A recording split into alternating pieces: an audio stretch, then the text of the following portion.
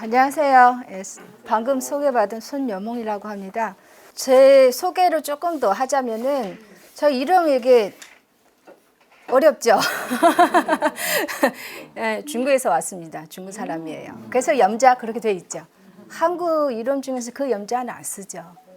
좋게 해석하면 좋은 뜻이지만은 여자 이름에서는 잘 안 쓰죠. 저도 놀림 많이 받았습니다. 제가 오늘 여러분하고 같이 공부하려고 나왔어요. 사실은 제가 뭐 그렇게 많이 알아서 온 것도 아니고 강의 뛰어나게 잘해서 온 것도 아니고요. 한 몇 주 전에 여기 학술 발표를 했어요.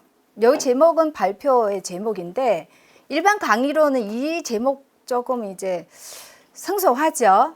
그래서 발표한 논문을 기초로 해서 조금 이해 쉽게 좀 풀어서 같이 좀 이야기 나눠 보려고 해요.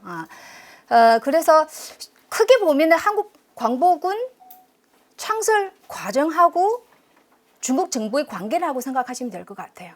그 관계는 꼭 협력 관계라고 하기는 좀 어려운 측면이 굉장히 많습니다. 그래서 오늘 같이 공부를 좀 해보면은 아시겠지만은 우리 평소에 알고 있는 중국 정부가 한국 광복군에 대한 지원 얘기 많이 들으셨겠죠. 근데 실제 한번 살펴보면은 지원보다는 통제가 좀 더 많지 않았나라는 인상이 좀 깊으실 겁니다. 그래서 제가 이게 얘기할 때는 한국어 사투리를 좀 쓰는 것 같은데 저도 어디 사투리인지 모르겠습니다. 잘못 배웠어요. 그래서 양해를 좀 구하고요. PPT 자료 있으니까 혹시나 제가 발음 좀 정확하지 않은 부분 있으면은 참고를 하시면 도움 되실 겁니다. 그러면은 제가 시작을 하려고 하는데 왼쪽 사진 하나 있어요. 사진 많이 보셨죠? 여기 그냥 돌아다니는 사진이에요. 그래서 관계를 얘기하니까 사진을 여기다 붙여봤어요. 이게는 바로 한국 광복군 국체적으로 얘기하면은 그 충사령부죠. 그 성립됐을 당시에 끝나고 나서 기념 촬영하는 그 사진이에요. 그래서 대표적인 의미가 있으니까 여기 첫 페이지 좀 넣어봤습니다. 한국 광복군 총사령부 창립 시기는 아시겠죠? 뜬금없이 질문을 던지는 게 다 아실 거라고 생각해요. 자, 1940년이죠. 9월 17일이죠. 총사령부의 창립 날짜죠. 그리고 장소도 아시겠죠? 상하이. 오답이 나왔어요. 충칭이라고 하는 곳이죠. 그렇죠. 그러니까 임시정부에서 한국광복군을 창설했는데 왜 충칭이 가냐? 그것도 같이 생각을 하시면서 한번 풀어가면 될 것 같아요. 자, 그러면은 이어서 말씀드리겠는데 오늘 제가 말씀드리고 하는 내용은 한 4가지로 보시면 되는데 이 한국광복군 창설하고 그리고 중국 정부한테 허가를 받아야 되잖아요. 그 과정에 따라서 이제 4가지 내용으로 나누는데, 자, 우선은 한국 광복군을 창설하게 된 배경 굉장히 복잡합니다. 그리고 그 배경 속에서 사실은 이제 김구 선생님이 한국 광복군을 창설하겠다고 이 제의했던 그 상황에서는 굉장히 우파한테는 불리한 상황이었어요. 그럼에도 불구하고 중국의 원칙적인 허가를 받아냈어요. 굉장히 중요한 거죠. 대단하신 분이에요.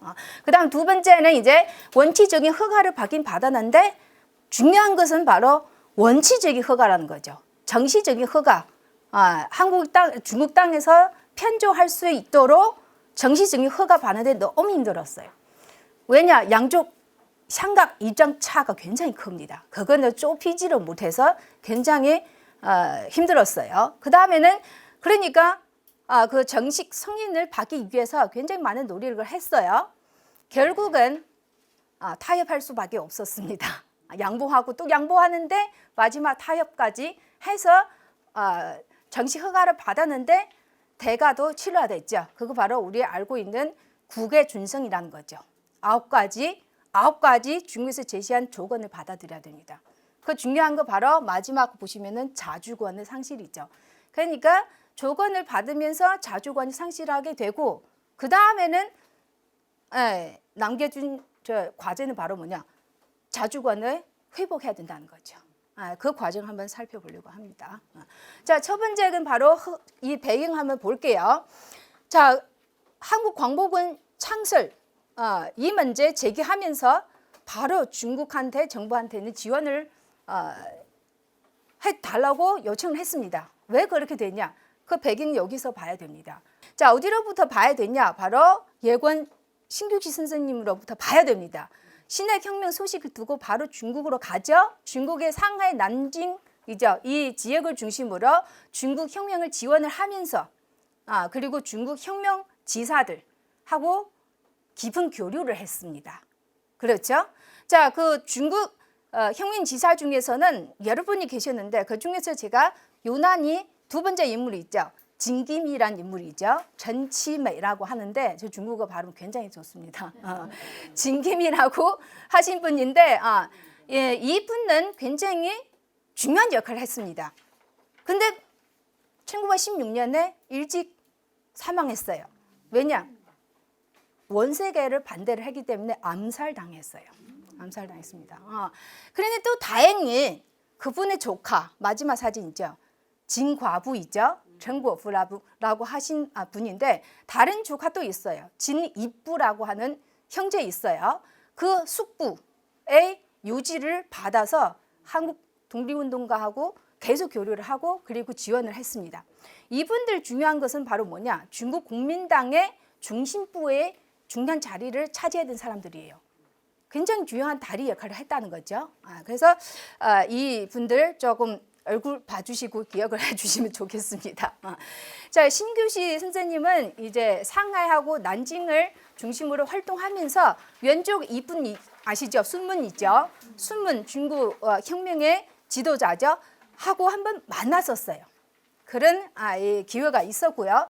어쨌든 이런 기초 위에서 더 발전해서 대략 한 10년 뒤에 여기 보시면은 아시겠지만은 1921년 한 10월쯤에 신규시 선생님은 그 당시에 임시정부의 특사로 중국 광주에 갔습니다. 왜냐? 그 당시에 중국 광주에는 국민당, 중국 국민당이 만든 하나의 정부가 있어요. 허법정부라는 건데 구체적으로 얘기하면 허법 군정부예요. 군정부. 그것을 이제 1917년에 만들어졌거든요. 원세계를 반대하기 위해서. 그러니까 허법, 무엇을 지킨다는 거죠? 헌법을 지킨다는 거예요. 왜? 원세계는 헌법을 폐지시키고 국회도 해산시켰어요. 그래서 그게 중요한 이게 사건이죠. 어쨌든 이 허복 군정부에 가서 순문하고 또 만났어요. 만나가지고 중요한 성과를 내는데 바로 상호의 승인이라는 거죠. 자, 임시정부하고 군정부 서로 승인하자는 거죠. 이거 굉장히 중요합니다. 중요하지만 그래도 한계도 있지요. 자, 또 하나는 한국 독립운동을 지원하겠다고 약속을 했습니다. 그게 중요하죠. 자, 그러면 한국 광복군 얘기하는데 이 얘기 왜 하냐? 자, 파란 글자로 되어 있는 부분 보시면은 1940년 5월 23일.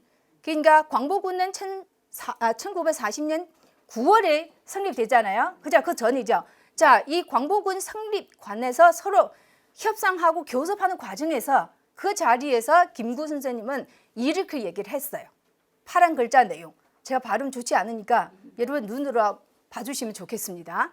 대략 내용 바로 뭐냐? 그 당시 신규시 선생님하고 순문, 그죠? 서로 만나서 약속한 것을 다시 얘기를 하면서 우리를 지원해달라.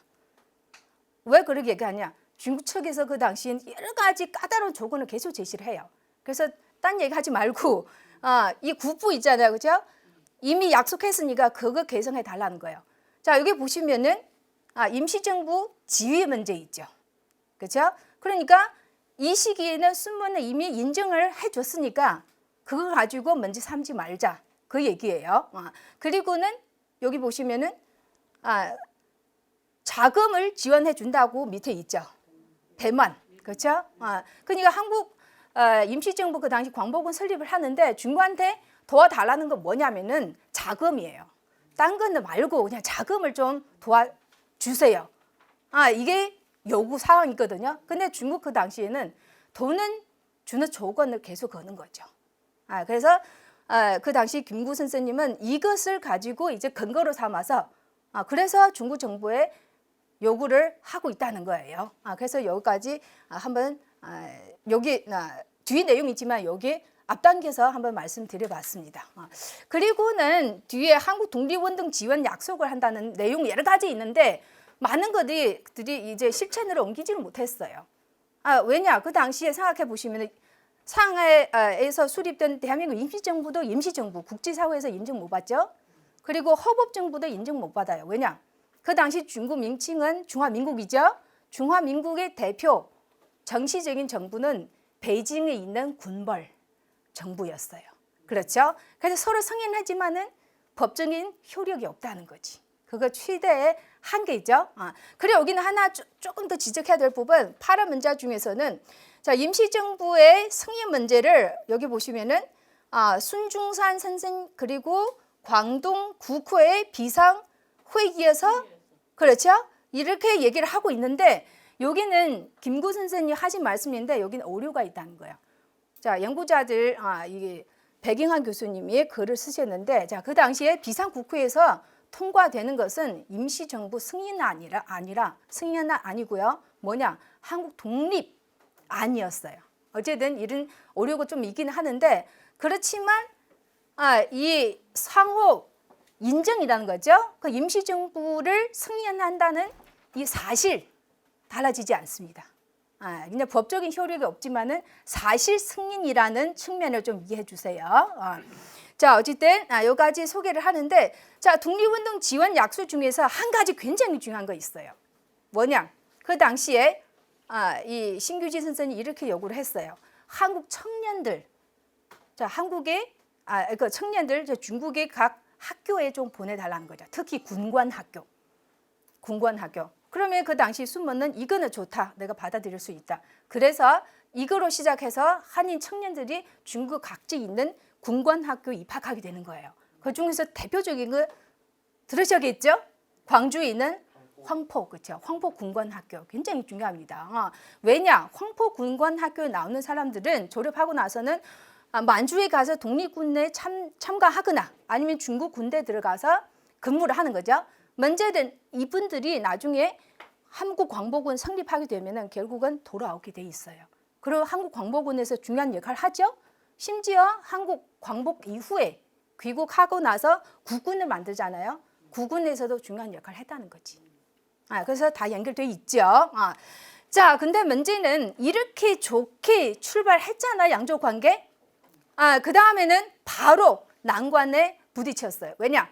1920년대 중후반부터 한국 임시정부도 굉장히 어렵잖아요. 심지어 신규시 선생님도 너무 슬퍼서, 그죠? 1922년에 9월에 돌아가셨잖아요. 거식 먹질 않고. 왜냐? 임시정부 너무 분열되어 있는 상태라서. 그러니까 1920년대 후반, 특히 말쯤 되면 거의 무정부 상태로 가는 거예요. 그럼 이런 관계 유지될 수가 없잖아요. 그렇죠? 거기다가 한 가지 더 안 좋은 거 바로 뭐냐? 중국 사람들이 정부 그리고 일반 민간인 포함해서 한국 독립운동에 대한 인식은 굉장히 안 좋아졌어요. 여러 가지 사건이 있어요. 자, 일단은 한 4가지 있는데 우리는 흔히 알고 있는 것들 얘기하면 아실 거예요. 자, 중국의 국공 합작을 하죠. 북벌, 그렇죠? 북벌 하죠. 저 북쪽에 있는 군벌 정부, 그렇죠? 정말 싸우려고 그냥 통일을 위해서 그런 상황인데 1920년대 후반이죠. 자, 그런 상황에서는 국공 합작이 깨지잖아요. 깨지는 상황에서 중국 공산당은 무엇을 했냐? 폭동을 일으켰죠. 폭동이라고 하기는 좀 안 좋고 그냥 봉기를 일으켰죠. 바로 광주에서 그 유명한 1927년 말 일어나는 광주 봉기 있죠. 자, 이 봉기에서는 그 당시 황포 군관학교 포함해서 중국 학교에서 공부하던 한인 청년들이 있죠. 좌파 사상 많이 받아들이는 사람들이 굉장히 많았어요. 결국 김원봉 선생님도 민족주의 계열이 있긴 하지만은 좌족이에요. 그렇죠? 그거 우리 다 알고 계시죠? 그러니까 그분을 비롯해서 그 동기들이 있죠. 그 후배들도 있고 이 광주 봉기에 많이 참여를 했어요. 물론 아시겠지만 나중에 200에서 한 300명 정도 희생당했어요. 문제는 이 사건 때문에 중국 국민당은 한국 독립운동 세력을 의심하게 돼요. 그러니까 기꺼이 지원을 했는데 좌파로 됐네요. 그렇죠? 그래서 안 좋게 인식하게 되는 거예요. 그러면은 그 여파는 좌파한테만 뿐만 아니라 전체 한국 독립운동한테 미치게 되는 거죠. 그 당시 중국 정부는 한국 독립운동에 대해 이 계열 분파에 대해서 잘 몰라요, 사실은. 관심도 그렇게 많지는 않습니다. 사실은. 거기다가 또 아시겠지만은 만주 지역에서 사건 터지잖아. 9.18 1931년에 그렇죠? 일본 중국 동부 침략하는 게 만주사변이죠. 문제는 만주사변 그 직전에 1931년 7월에 만보산 사건이 터졌어요. 만보산 사건. 여기 칠판 써도 되나요? 여기는 없어서 제가 한번 쓸게요. 만보산 사건이 있는데 먼저 이 사건은 진짜 농민들끼리 조금만 그렇죠? 갈등에서 시작했는데 일제가 개입해가지고 문제를 키웠어요. 그다음 서로 혐오해요. 굉장히 큰 사건이었어요. 자, 바로 그 뒤에는 9.18 사변 터졌잖아요. 그럼 중국 사람들은 여보 봐라, 이 사람들이 일본 앞잡이네. 이렇게 인식하게 되는 거죠. 결국은 이 1930년대 초에 이런 안 좋은 환경 속에서 새로운 것을 이끌어내야 되는데 여기 나온 것처럼 돌파구를 찾아야 되잖아요. 바로 김구 선생님이 한인 애구단을 만들었잖아요. 그죠? 그리고는 터뜨린 사건은 여러 개 있는데 그 중에서는 중국하고 관련돼 있는 거 바로 이 윤봉길 의거잖아요. 그죠? 자, 이 윤봉길 의거는 우린 너무 잘 알고 있죠. 그렇죠? 이 의거 제일 중요한 역할 뭐냐? 인식이 전환이에요. 안 좋은 상태에서 그러면은 중국 사람들이 한국 독립운동 살아있네, 다 앞잡이 아니네 이렇게 인식하게 되는 거죠. 자, 이런 과정에서는 오른쪽 그분은 바로 장개석인데 그래서 장개석이 이 의거를 어떻게 봐냐 여러 가지 설이 있어요. 최근에도 다른 교수님들이 좀 부정적으로 이제 바라보는 시선을 좀 강조를 했는데, 자, 장개석은 윤봉길 의거를 이 부정적으로 봤다라는 주장이 있어요. 저는 그 주장을 완전히 부정하고 싶지 않은데, 하지만 구분을 해야 된다고 생각해요. 뭐냐? 장개석 평가는 두 가지로 봐야 돼요. 하나는 암살 수단은 그렇게 칭찬하지 않습니다. 일시적인 그런 방법은 장기적으로 보면 안 된다. 군대를 양성해야 된다는 거잖아요. 하지만 김구하고 윤봉길 이 두 인물이 있잖아요. 높이 평가합니다. 높이 평가해요. 그러니까 이제 장개석 같은 경우는 중국 그 당시의 상황을 봐야 돼요.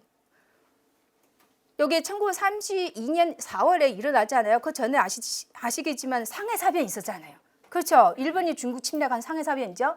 그리고 이 의거 터졌을 때는 양쪽에서 협상을 하고 있었어요. 정전 협정. 그러니까 장개석도 말 굉장히 조심하는 거예요.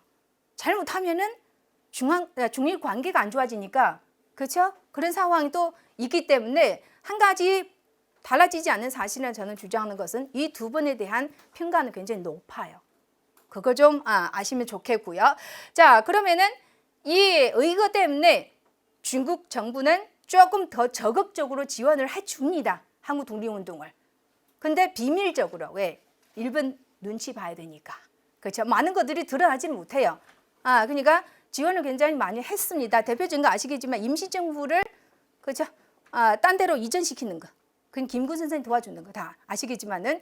자, 그다음 독립운동에 대한 지원을 또 대대적으로 했어요. 근데 하나는 좀 주의할 것은, 자, 이 사건 터뜨린 사람 김구 선생님인데 그 혜택을 직접 본 사람은 김원봉이라는 거예요. 제 생각은. 자, 이렇게 김원봉 같은 경우는 의회단을 끌고 있잖아요. 그죠? 조금 자유로워요, 사실은. 근데 김구 선생님 임시정부를 끌고 다녀야 되잖아요. 그리고 주모를 했기 때문에 일본이 잡으려고 하잖아요. 그냥 도망가야 되니까 그냥 공개적으로 뭐 하기는 굉장히 어려워요. 근데 김원봉은 굉장히 빨라요. 바로 의회단 이 조직을 끌고 그다음 중국 정부하고 이렇게 교류를 하는 거예요. 협상을 해요. 우리는 이렇게 혁명운동 할 것이니까 지원해 주세요. 자, 그 계획 중에 핵심 바로 뭐냐? 우리 군관을 키우겠다는 거예요. 그래서 지원을 해 주었어요. 자, 그 다음에는 33년 5월. 그냥 1년 뒤에야 김구하고 장개석을 만났어요. 한 1년 지연된 거죠. 그렇죠? 그 상황에서는 좌파 세력이 굉장히 커진 거예요. 자, 이런 상황에서 김구 선생님 그때 그 당시에는 장개석한테 계획을 얘기를 했는데 바로 뭐냐? 여기 윤봉길 의거처럼 우리한테 돈을 주면은 많은 의사들 키워가지고, 그렇죠? 암살이라든지 아니면 특무를 많이 키워서 이렇게 폭동을 일으키겠다. 이렇게 얘기했는데 장개석은 동의하지 않았어요. 장개석은 그 당시 군관을 양성하라고 이렇게 얘기했어요. 그래서 요즘 제 생각이고 제 주장인데 장개석의 이런 주장은 김원봉한테 영향받은 것 같아요. 그러니까 김원봉이 하고 있는 그 혁명 방법은 옳다고 생각했던 것 같아요. 그래서 처음에는 장개석은 여기 좌라고 생각하고 이거 우파라고 생각하면은 중국 정부는 좌파를 더 지원을 했어요. 이런 불리한 상황에서 김구 선생님은 한국광복군을 창설하겠다고 제안을 한 거예요. 어렵지, 그렇죠? 이런 상황에서 굉장히 어렵습니다. 자, 그리고는 또 한 가지 얘기할 것은, 자, 이제는 1937년 중일전쟁 일어났어요. 자, 이 시점에서는 중국 측에서 적극적으로 한국 독립운동 지도자를 초대를 해요. 많아가지고 연합전선을 구성하자. 입장 살짝 좀 바꿨죠? 그렇죠? 한국 독립운동의 세력을 굉장히 주목하게 된 거예요. 그래서 대표적인 바로 중일전쟁 터지고 나서 바로 김구, 김원봉 그리고 아나키즘 단체의 대표 유자명 선생님이죠. 초대를 해서 세 분 같이 초대를 했어요. 그 다음 논의를 하는 거예요. 자, 끝나고 나서는 이 세 가지 세력은 다 본격적으로 이 자기 세력을 키우게 되는 거예요. 이런 계기가 있었습니다. 한편으로 여기도 강조를 하고 싶은 것은 바로 자, 1939년쯤에 들어가면서 중국 측 보시면은 이것을 좀 하려고 해요.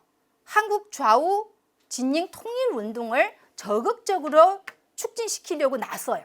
아시다시피 1930년대 중반부터 한국의 독립운동 진영, 특히 관내 지역이죠. 좌파하고 우파 서로 이렇게 연합하려고 하잖아요. 잘 안 돼. 5당, 뭐 7당 이렇게 통합하려고 하는데 계속 깨지잖아요. 자, 그 배후에는 다 중국 정부가 있었어요. 하라 이렇게 압력도 주면서 이렇게 권유하기도 하면서 이렇게 했죠. 점점 더 적극적이에요. 그럼 다른 말로 하면은 굉장히 간섭을 한다는 거지. 그렇죠. 자, 주도적인 사람도 제가 얘기를 하려고 하는데 넘어가네요. 이분 있죠. 이분은 바로 주가화라는 사람인데 이 사람도 좀 기억해 주시면 좋겠어요. 한국 광복군 수립하는 과정에서 중국 측 책임자는 바로 이분이었어. 그리고 이분은 굉장히 적극적이고 우호적이야. 대표적인 사람 이분이요. 자, 이분은 중국의 혁명파죠. 초기에 이미 한국 독립운동가들하고 교류를 많이 했었어요. 이분이. 그래서 한국 독립운동을 잘 아신 분이요. 자, 그 다음에 이 사람 지도하에서 이런 사람들 참가를 했는데 다 뭐 이해하실 필요 없고 실무자는 이 이초영이라는 사람이요. 처음 들어보시죠? 예, 서류를 봐야 드러납니다. 그래서 서류에서 보면은 한국 독립운동에 대한 조사라든지 분석이라든지 정책이라든지 거의 이분이 의견을 제시해 줍니다. 예. 자, 그러면 책임자 이분 너무 바빠서 그것까지 분석하지는 못해요. 그냥 지도자로서 지지를 해주는 거지. 구체적인 방법 연구해오라. 밑에 사람들을 해요. 자, 그 다음에는 이런 상황에서 이제 광복군 창설 준비를 하게 되는데, 자, 그러면은 임시정부에서는 중일전쟁 터지고 나서 바로 이 군사위원회를 설치했어요. 그 다음 군대를 하려고 하는데 안 돼. 왜냐? 일본이 중국을 침략하잖아요. 도망가야 되죠. 그렇죠? 피난을 해야 됩니다. 중국 국민당도 피난을 가요. 뭐 할 수가 없는 상태예요. 마지막 이제 아시다시피 이제 상하에 거쳐서 중국 남쪽에 쭉 그리고 거치고 나서 그다음 서남쪽으로 가잖아요. 완전히 이 외진 곳에 충칭으로 들어간 거예요. 그래서 충칭에서 이 한국광복군 총사령부 이제 성립하게 된 거지. 이런 과정 거치게 된 거예요. 그 당시 충칭은 중국의 임시 수도예요. 수도는 함락됐으니까 일본 사람한테 뺏겼으니까. 그래서 가게 되는데, 자, 그 다음에는 이제 이 한국광복군의 예비 조직이라고 생각하면 바로 이 군사 특파단이요. 이 단장 바로 유명한 조성환 선생님이신데, 자, 이 특파단은 바로 화북 지역으로 파견됐습니다. 자, 이 화북 지역 파견됐는데 그 근거지 바로 서안이요. 서안은 병마용 유명하죠. 그죠? 진시황제 병마용. 유명하죠. 저기로 간 거예요. 왜 저리 가냐? 그거는 항일 전쟁의 전선이었어요. 그러니까 그 지역은 한인들이 제일 많았어요. 군대를 만들어야 되는데 병력이 있어야 되잖아요. 그 병력이 어디서 나오냐? 중국에 있는 한인들 모집해야 되니까 그럼 한인들이 많이 살고 있는 지역 가야죠. 그 당시에 한인들이 어디서 많이 사냐? 일본군이 차지하는 지역에서 많이 살아요. 일본 군대에 따라서 굉장히 많이 들어갔어요. 그 사람들 이제 교육시켜서 이제 포섭하려고 하는 거죠. 어쨌든 이렇게 갔습니다. 자, 그럼 이 사람들은 그 당시에 중국의 제2전구 사령관, 이 사람 아는 사람 알겠지만은 군벌이에요. 염석산이라는 사람 많은 지원을 받았어요. 그래서 세력을 확장하고 나서 그다음 이 기반 위에서 바로 한국 광복군을 만든 거예요. 이게 모체라고 생각하시면 됩니다. 모체. 자, 그 다음에는 대외적으로 바로 김구 선생님 노력을 봐야 돼요. 김구 선생님 굉장히 좀 지혜롭고 전략적으로 이 문제를 해결하려고 했어요. 자, 우선 여기 보시면은 중국의 분위기를 한번 이용했어요. 자, 2차 구공합작. 그러니까 중일전쟁 일어나기 직전에 구공합작 한 번 더 이루어졌는데, 자, 그럼 항일전쟁 한참 하고 있는 와중에 그 다음에는 구공 또 깨지려고 하는 거예요. 그러니까 국민당은 공산당을 탄압하기 시작한 그 분위기 있죠. 그러면은 국민당 속에서는 반공 정서가 굉장히 높아지고 있는 상황에서 김구 선생님은 그 분위기를 포착한 거예요. 그래서 여기 보시면은 자, 김구 선생님은 국민당 측 인사하고 만나는 자리마다 거의 자료를 보면 이걸 강조해요. 자, 한국 독립운동 왜 통일을 못했냐? 자, 이렇게 분석하고 저렇게 분석도 하시지만은 그거 중요한 거 아니라 뭐가 중요하냐? 바로 공산주의자 때문이야. 그러면은 이런 말 하는 이유는 바로 뭐냐? 나는 공산주의자 아니라는 거지. 우리는 같은 편이라는 거지. 계속 그거 강조하는 거야. 전략적으로, 사전적인 거. 자, 그리고는 한편으로 한국 국민당은 언제 조직됐냐? 이제 한국 국민당은 김구 선생님 이끌고 있는 정당이잖아요. 1935년 말쯤에 만들어졌는데, 자, 이름 한번 보면 한국 국민당, 중국 국민당 비슷하죠? 그렇죠. 이 당 이름 지었을 때도 그렇게 생각을 하고 있었을 거예요. 국민당하고의 관계를 고려해서. 그래서 서류를 보면은 문서, 제가 아까 타이틀에서 문서를 통해서 본다고 했죠. 문서를 보면은 자, 김구 선생님은 한국 국민당하고 중국 국민당 정식적으로 이 관계를 좀 맺어야 된다고 계속 제안을 해요. 서류도 보내고 이렇게 하자고. 그러니까 중국 정부의 지원을 우리한테 주라는 거야. 좌파 주지 말고. 그러니까 이런 전략을 통해서 원래 좌파로 기울어져 있던 지원은 점점 이쪽으로 기울이게 되는 거지. 그 중에서 누가 제일 노력했냐? 김구 선생님이에요. 굉장히 어려운 상황에서. 그래서 김구 선생님 굉장히 존경스럽습니다. 자, 그 다음에는 두 번째 이 문제는 조금 이제 점점 속도를 조금 낼게요. 두 번째는 바로 원칙적인 허가를 어떻게 받아내고, 그리고 입장차 뭐가 달라냐? 왜 그렇게 힘들게 했냐? 한번 볼게요. 자, 이 문서 하나 있는데, 자, 문서를 보면은 그 당시 김구 선생님이 처음에 한국광복군 설립 제안을 했는데, 이 문서를 보면 이제 둥그람지가 친 거 있죠. 한자로 되어 있는데, 이거 바로 뭐냐? 주목해야 되는 거예요. 자, 그 당시 제안했을 때는 무슨 기획서를 작성해서 제출한 거 아니라 만나서 말로 표현을 한 거예요. 이렇게 하기도 한 거예요. 말로 한 것을 중국 기관 사이에는 문서화된 거예요. 자, 김구하고 만나는데 이런 얘기 하더라. 이렇게 말로 하는 것은 문서화 시킨 거죠. 여기는 제가 중요한 부분 색깔 칠하는데, 왜 칠하는 이유는 한번 주목해 주세요. 그 당시 최초로 꺼낸 이야기 무엇인지 중요합니다. 자, 여기 보시면은 분당이라고 했죠. 김구 선생님 얘기한 거, 이 당은 누구냐? 무슨 당을 얘기한 거냐? 자, 그럼 그 당시는 한국 국민당이었어요. 왜냐하면은 국민당하고 다른 우파 단체하고 통합하려고 논의하고 있었어요. 그 과정이 있었어요. 아직은 결과물 없는데 결과물은 나중에 한국독립당, 우리 흔히 얘기하고 있는 한독당 있죠. 한독당 1940년 5월에 정식 성립됐는데 이 제의를 했을 때는 밑에 보시면은 제가 2월 한 15일과 20일 사이로 제가 추정을 해봤어요. 이 이야기를 한 시기 정확하게 안 나와요. 그냥 만나서 얘기했다. 이런 내용 얘기했다. 그래서 문서에서 확인할 수 있는 거예요. 자, 그 다음에 여기 보시면은 이 특파단 아까 얘기했죠. 화북 지역으로 파견을 한 단체이죠. 특파단. 이 특파단을 보내서 한번 조사해 보니까 화북 지역 굉장히 많은 한인들 살고 있다. 20만 명 넘어요. 그 사람들 사상을 한번 떠보니까 일본 침략 지역에서 살고 있지만 굉장히 반일적이다.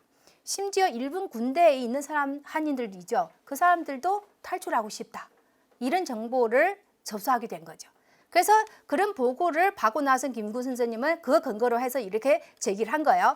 이거 보시면은 반정이라는 거 아시겠죠? 일본 군대에서 탈출해서 그렇죠? 민족 진영으로 돌아오고 싶다는 거죠. 자, 그 다음에 이거 보시면은 자, 이런 상황에서 광복군을 성립해서 여기 봐요. 정보망을 구성한다는 거죠. 그러니까 처음에 제의할 때는 무장 부대가 아니라 정보망의 부대의 수준에서 제기를 했어요. 그러니까 생각해 보면은 만약 다른 나라 땅에서 무장 부대를 만든다는 것은 굉장히 쉽지 않은 일이에요. 그렇지 않아요, 그죠? 총, 칼 들고 이렇게 남은 땅에서. 그러니까 그것도 고려를 해서 정보망을 구축하면은 이런 좋은 점이 있다. 그러니까 결국은 우리 광복군을 설립할 수 있게 해주면은 우리는 중국의 항일 전쟁을 돕겠다는 거예요. 김구 선생님이 이렇게 얘기한 거예요. 지혜롭죠. 그렇죠. 그래서 이렇게 해가지고 이렇게 제시를 했어요. 그 다음 뒤에 보면은 김구 선생 제안을 받고 나서 중국의 책임자이죠. 두 분이 서로 주고받고 있는 문서예요. 고민을 하죠. 이렇게 김구 선생님 김군이라고 표현을 하는데 자 이렇게 제안을 했는데 따져보니까 여기 보시면 항전에 도움이 된다. 그런데 걱정되는 것은 좌파 우파 각 정당 통일되기 전에 설립 허가 여부 그렇죠? 고민해야 된다. 이거 문제 가지고 위원장님께 보고해서 결정하게 한다. 위원장 누구냐? 장개석이에요. 중국의 최고 통수자죠. 자, 그 다음에는 강택이라는 사람은 바로 서현정한테는 답장을 해요. 여기 보면은 그 당이란 거 정확하게 나왔어요. 한국국민당이라고 하죠. 그렇죠? 자, 한국국민당은 여기 이것도 중국 측의 해석인 것 같은데, 그렇죠? 그 당시 김구는 그냥 분당이라고 했는데 이것도 따져봐야 될 문제예요. 자, 그 다음에 여기 보시면은 이 광복군 설립하는 건 굉장히 적극적으로 생각하고 있어요. 자, 그러면 통일 문제는 여기 보시면은 나의 절충 방안이 이미 정해졌어. 걱정하지 말라는 거죠. 그러니까 최후 절차 남았어. 뭐냐? 각계의 요리 인사를 초청해가지고 의견을 듣고 그 다음에는 최종 결정하면 되는 거예요. 자, 그러면은 이 얘기 왜 하냐? 한국 광복군 설립 문제는 한국 좌이 우이 통일 문제하고 굉장히 깊은 관계가 있다는 거예요. 그래서 중국에서도 이 두 가지 문제를 연결시켜서 고민을 했던 거예요. 자, 그러면은 한국 광복군의 창설 허가 문제를 처리해야 되니까 그러면은 한국 독립운동 통일 문제에 대한 결정도 앞당겼어요. 여기 보시면은 4월 2일 약간 좀 급하게 이 좌담 회의를 열게 된 거죠. 자, 한국 측의 좌파 우파 대표자를 초대를 해요. 그 다음에는 이미 중국 측에서 정한 절충안이죠. 두 가지 있어요. 그러니까 이 절충안에 대해서 어떻게 생각하세요? 이렇게 물어봐요. 그 다음에는 얘기 다 듣고 나서 그 다음에는 이 두 가지 확정된 거예요. 자, 두 가지 한번 보시면은 이것만 보면은 모르실 거예요. 제가 한번 말씀드리자면은 자, 양당 병준이랑 굳이 어렵게 합치게 하지 않겠다. 왜요? 불가능하기 때문에 그거 인식하게 된 거야. 이 문제 계속 끌고 가면은 다른 문제 해결 안 돼. 그러니까 둘이 다 인정해줘요. 그 다음에는 공작의 성과, 일하는 성과죠. 에 따라서 지원을 해준다. 많이 하면 많이 해주고, 그렇죠? 저게 하면 저게 해주고, 그리고는 저게 지원받은 그 세력은 점점 없어지겠지. 이렇게 생각하는 거예요. 자, 그리고는 두 번째가 보시면은 양당의 구역을 구분해 줬어요. 자, 여기 보시면은 광복진선이죠. 광복진선은 바로 한국 국민당 있었죠? 중심이 되는 거. 아직은 우위도 통합이 안 되는 상태예요. 굉장히 복잡한 상황이 있어요. 그래서 이 광복진선 우파라고 생각하시면 돼요. 어느 쪽이냐? 여기에 보시면은 황하 이남, 장강 이북. 황하 북쪽, 장강 남쪽. 그렇죠? 그걸 말하자면은 장강하고 이게 황하 이 사이에 북쪽이요. 자, 북쪽을 누구한테 주냐? 우파한테 줘요. 그 다음에는 남쪽은 누구한테 주냐? 좌파한테 줘요.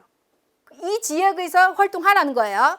근데 여기는 주목할 것은 좌파의 김은봉 이근 군대가 있어요. 이 시점에.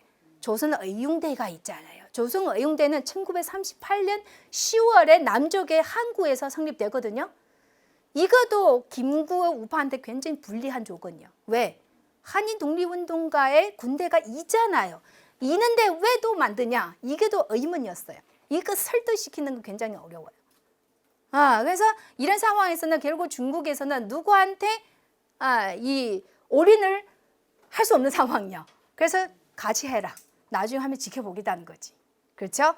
그런데 여기 첫 번째 보면은 이랑 같은 경우는 제가 문서를 딱 보니까 이랑은 이 결정안 나오기 전에 민혁당 좌파죠. 아시겠죠? 제가 민혁당 측에서는 중국 측 책임자하고 만나는 자리에서 이런 얘기를 한 적이 있어요. 바로 혁명 공작 태도와 업적을 따라서 하라. 너무 고민하지 말라는 거예요. 그러니까 자기 파의 세력이 굉장히 자신 있는 거예요.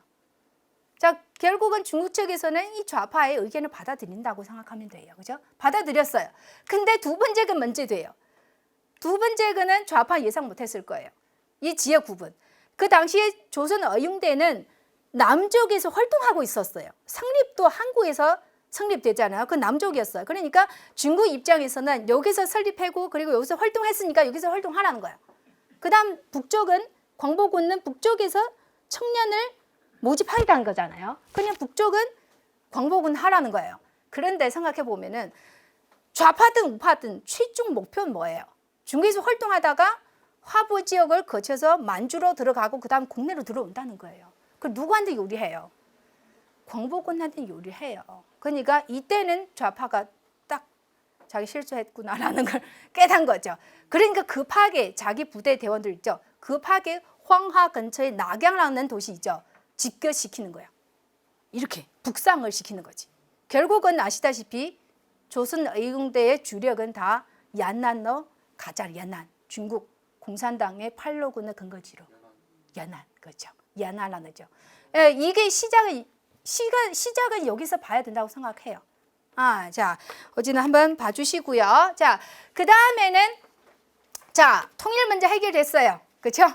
잠시적으로 재총 방안 이렇게 확정됐으니까 자 그러면은 장개석한테 최종 보고를 해서 그렇죠? 허락을 받는 거죠. 허락했습니다. 근데 허락하는 부분 제가 여기 보시면 굉장히 간단하죠. 굉장히 간단해요. 자, 두 가지 초점이야. 바로 창설에 대해서는 원조하겠다. 그런데 문제는 보시면은 군정부 이 사람하고 협상을 하라는 거예요. 자, 원칙적인 허가를 하되 구체적인 편성하는 과정에서는 군정부 그 당시 바로 중국 군사위원회가 있어요. 중국 군사위원회하고 상의하라는 거예요. 이게 제일 중요한 내용이에요. 왜냐? 중국 군사위원회는 당시 누구 편이라는 거지. 누구 편이야? 김은봉 편이에요. 왜? 군사위원회에서 중요한 요직을 차지한 사람은 대부분黄埔군관 학교 출신이요. 김은봉의 동창들이에요. 동창들이요. 그 사람들은 김구가 아무리 김은봉은 공산주의자다 이렇게 외치고 얘기해도 그 사람들 안 믿어. 아니라는 거예요. 아니라는 거예요. 자기 혁명 의지 굉장히 강한 사람으로 그 인식 굉장히 강해요. 자, 여기서 딱 걸리는 거예요. 여기 보시면은 자 그리고는 이 허가의 중요한 이유 제가 분석해 봤는데 결국은 단순하게 우리 명분상으로 자주 얘기하는 뭐 순문 같은 경우는 항상 외치는 거 약소 민족을 지원한다 이렇게 얘기하잖아요, 그죠? 그 거창적인 거예요, 그죠? 그러니까 이게 지원하겠다는 최대 가장 중요한 이유는 바로 뭐냐? 중국 항일 전쟁에 요리하다고 판단했기 때문이죠. 실리적인 판단에서 나온 거예요. 그리고 또 여기 보시면은 제 생각 그래요. 그 당시 쉽게 허가를 했잖아요, 그죠? 이유는 바로 뭐냐? 그 당시에 최초 제의했을 때는 거창하게 얘기를 안 했어요. 당의 명의로 정보망 이런 식으로 얘기하기 때문에 그러면 중국 국민당 측에서는 조선의용대하고 비슷하게 그 규모로 생각했던 것 같아요. 여기까지 그렇게 생각한 거예요. 그리고 무장부대 아니라 정보망. 아주 가볍게 생각했죠. 근데 문제는 뒤에 쭉쭉 나오는데 한번 살펴보면 아실 거예요. 자, 그리고 이 문제는 어디로 갔어요? 중국 군사위원회 쪽으로 넘어갔어요. 넘어가서 그 다음에 논의를 하죠. 적극적으로 논의하지도 않아요. 하질 않아요. 왜? 조선의용대에 있기 때문에 최고의 통수자 지시를 했는데도 잘 움직이질 않습니다. 자, 군사적으로는 그 당시에 김원봉 세력은 확실히 더 강해요. 사람도 많고 그거 사실이에요. 그래서 그걸 군사적인 측면에서 고려해서 한국광복군 창설 자체는 별로 반갑질 않았어요. 군사위원회 입장에서. 그런데 반대로 중국 국민당 당 조직이잖아요. 그럼 정치적으로 생각하는 거야. 정치적으로 생각하면은 국민당은 굉장히 반공적이잖아요. 그렇죠? 그러니까 김원봉보다는 김구를 더 좋아하죠. 그러니까 세력은 약하지만 우리 같은 편이니까 키워주자. 이게 중국 국민당의 입장이었어요. 길게 생각하자. 그리고 한국 광복하고 나서 일제 항복하면은 전후의 한반도의 정책이죠. 중국에 대한 정책도 생각을 해야 된다는 거야. 그거 중국 국민당의 입장이요. 그러면은 아시겠지만 이렇게 중국 군사위원회하고 중국 국민당 서로 갈등이 점점 심해져요. 한국 광복군 문제를 가지고 생각하는 건 너무 다르죠. 그렇죠? 군사의 입장에서는 군사력을 생각하는 거예요. 당의 입장에서는 정치를 생각하는 거지. 그래서 이런 상황이 벌어지게 됐는데, 자, 그럼 국민당 측에서 계속 재촉을 해요. 빨리 해라, 빨리 해라. 결국은 마지못해 군사위원회에서는 두 가지 방침을 정했어요. 자, 하나는 바로 뭐냐? 인원 편성할 때는 김구가 가지고 있는 그 인력을 가지고 편성하고 그만큼만 지원하겠다는 거예요. 그 당시 김구 이끌고 있는 인력은 그 당시 중국 입장에서 조사하잖아요. 파악한 인력은 60명밖에 안 돼요. 100명도 안 돼요. 자, 이렇게 생각하는 거예요. 근데 사실 그 당시 김구하고 임시정부 입장에서 이제 한국광복군 창설했을 때 생각하는 것은 사단을 만들겠다는 거예요. 사단. 그 규모가 너무 차이가 나잖아요. 그렇죠? 그러니까 이 얘기 다 들으면은 김국 측에 얼마나 충격을 받겠어요. 그렇죠? 그다음 두 번째 거 보시면은 여러 가지 내용 있지만 딱 한 가지만 이해하시면 돼요. 한국광복군은 군사위원회에서 통제를 하겠다는 거예요. 그러면은 임시정부 측에서 생각하는 거하고 너무 빗나간 거예요. 그렇죠? 그래서 자, 이 두 가지 방침을 중국 국민당한테 전달을 했어요. 그 다음에 중국 국민당은 5월 18일에 바로 김구한테 전달을 했습니다. 여기 보시면 아시겠죠? 자, 김구한테 전달을 하는 내용은 여기 나와 있는데, 딴 거는 없는데 제가 여기에 강조할 내용 바로 이거 가찬이라는 한자 보이시죠? 가찬. 여기 보시죠? 이게는 이제 주가화는 중국 국민당의 책임자죠. 자, 주가화가 김구한테 보낸 문서인데 그 문서 중에서 가찬이란 두 글자 들어가요. 근데 이 가찬은 주가화가 스스로 넣은 거예요. 그 당시 장개석은 이런 말 한 적이 없습니다. 그래서 제가 이것을 얘기하는 이유는 바로 뭐냐? 제가 여기 보시면은 한국광복군에 관한 연구를 한번 선행 연구자 검토하는 과정에서 제가 이것을 발견했는데, 자, 계획 대강이라는 거 있는데, 자, 계획 대강은 얘기하는 거는 바로 이거예요. 한국광복군 편령 계획 대강이라는 게 있어요. 자, 이 대강의 원문이 이렇게 되어 있는데, 문제는 지금 연구자 사이에 이 대강의 명칭 정확하게 부르지 않고 있어요. 그러니까 헷갈리는 거예요. 혼돈돼 있어요. 또 한 가지 문제는 이 문서 있죠. 이 계획 대강. 언제 중국 측에 제출을 했는지가 분명하지 않습니다. 오류가 있어요. 오류가. 그래서 이번에 제가 이 논문을 쓰면서 이 오류를 좀 잡으려고 했어요. 자, 이 오류는 내용 바로 여기 있으면은 연구에서는 5월 하순에 아까 얘기한 그 문서 있죠. 편령 개혁 대강이죠. 중국 측에 제출을 했고 그 다음에는 장개석한테 허락을 받았고 그리고 장개석은 참 잘했다 칭찬했다는 그런 내용 그대로 인용하고 있어요. 그거 오류예요. 아니에요. 자, 장개석은 허락해 준 거 아까 얘기한 거 있죠. 그 원칙적인 허가뿐이에요. 그 뒤에는 안 해줬어요. 그러면은 뒤에 거는 사실은 이거 더 중요하거든요. 이거는 바로 임시정부의 측에서 어떤 광복군을 만들려고 하는지 아주 디테일하게 적혀 있어요. 자, 그럼 그거 보기 전에는 여기 한번 보겠는데 간단하게 보시면은 자, 김구는 군사위원회 측에 전달해 주는 2개 방칙이 있죠. 그 방칙 전달 받았어요. 그 다음에 충격을 받은 거예요. 이거 아닌데, 그죠? 그다음 급하게 중국 측의 책임자 하고 이제 교섭하려고 하는 거야. 그래서 5월 23일에 이 좌담회가 열렸어요. 좌담회는 내용을 딱 보니까 김구 선생님이 요청해서 열린 좌담회로 추정될 수가 있어요. 그 경위는 알 수가 없지만은 딱 그렇게 된 것 같아요. 자, 왜냐하면은 이 좌담회에서는 나누는 내용 다 기록되어 있어요. 내용은 핵심은 바로 김구는 자기 측의 주장을 계속 얘기를 해. 그 다음에는 중국 측은 있죠, 책임자이죠. 그 주장에 대해서 자기 의견을 제시를 하고 그 다음에 모르는 거는 연구를 하겠다 이런 식이에요. 그러면은 이제 김구는 이 좌담회를 요청해 가지고 우리 입장 분명하게 하겠다는 거예요. 자, 어떤 입장 여기 보시면은 자, 일단은 아까 제가 이 제기한 거 아까 이 계획 대강 있죠. 이 계획 대강은 이 좌담회의 내용을 보면은 지금까지도 계획 대강 제출하지 않았어요. 상세한 계획 대강 제출하지 않았어요. 근데 선행 연구에서는 이미 제출한 걸로 서술돼 있어요. 그건 굉장한 오류라고 생각을 하거든요. 자, 그 다음에는 여기 보시면 나온 것처럼 자, 현 인원 변제는 말도 안 된다는 거죠. 김구 말하는 거. 왜냐? 잠재력을 보라는 거예요. 지금 우리 상태 보지 말고 길게 봐서 우리 지원해 달라는 거예요. 우리는 그만큼 잠재력이 있다는 거 계속 얘기를 해요. 자, 그 다음에는 군사위원회의 관계 설정에 대해서도 반대를 해요. 그런 관계는 있을 수 없다. 그러니까 여기 보시면은 정확하게 나왔어요. 광복군은 신청할 때는 당군으로 얘기를 했지만 실제는 임시정부 속해야 된다는 명확한 주장을 얘기한 거죠. 여기서 문제가 딱 되는 거예요. 중국 측에서 생각하는 거하고 완전히 거리가 되는 거예요. 자, 문제는 바로 임시정부에 예속시켜야 된다는 주장. 자, 그리고 나서는 자, 임시정부하고 헌법정부 아까 얘기한 거죠. 그때 약속한 것을 이행하라.